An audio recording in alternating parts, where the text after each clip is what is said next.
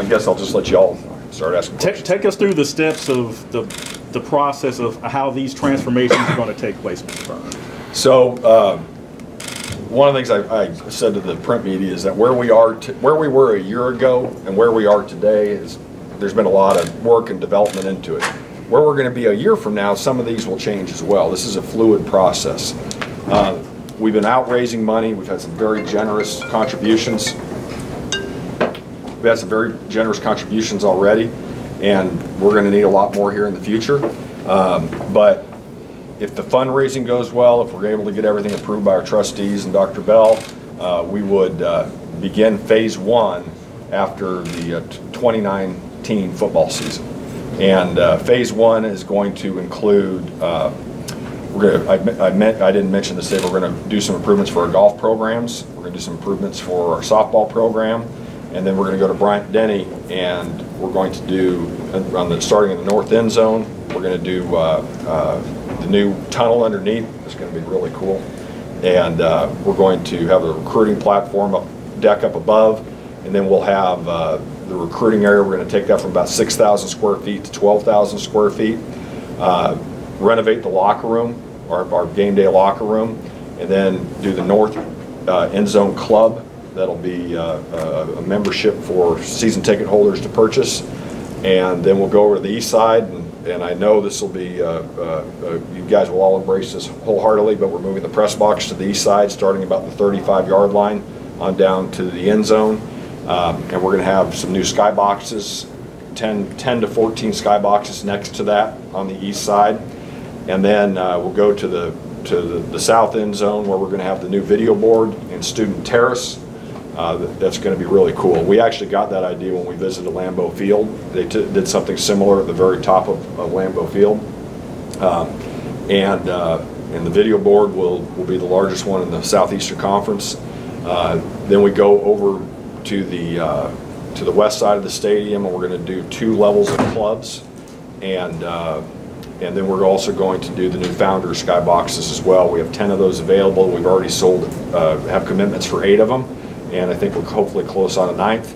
And I think that's everything in phase 1 at Bryant-Denny. And then the impacts of softball and men's golf. Phase 2 will be Coleman Coliseum. And that, if everything goes like we'd like it to, would be start after the 21-22 season. And capacity will be at around 9,500 to 10,000. We can try to get closer to that 10,000 number. It's going to be a much, much more intimate experience than what we currently have. And it's a complete renovation of the interior of Coleman Coliseum, and it will be first class in what y'all see. And one of the things I'm most excited about is getting the students down to the floor and having them be from baseline to baseline, and that will really improve the atmosphere and game day experience for our students as well. And so the Coleman Coliseum will impact our gymnastics program, practice facility with a renovation there, and moving women's basketball over to Coleman permanently as well. How will it affect in-season play, or will it not? Don't know yet. Okay. As we get in the weeds on this, we'll adjust as we need to.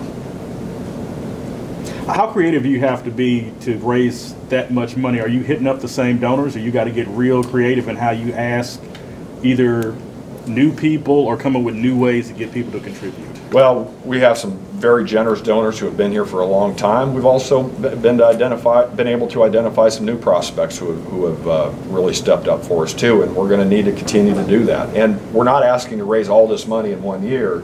These are going to be, the numbers I gave you are over 10 years. And we've got a good start to it, but we've got a long way to go. And we have a wonderful development team. We've got great support from President Bell and our trustees in our fundraising. And Jay Batt and his team have hit the ground running, and we've got a lot more calls ahead of us in the coming years. Greg, you've been a part of a lot of projects in your time as in athletic administration. How does this compare to what you have done, what you've seen in the past? This is another level.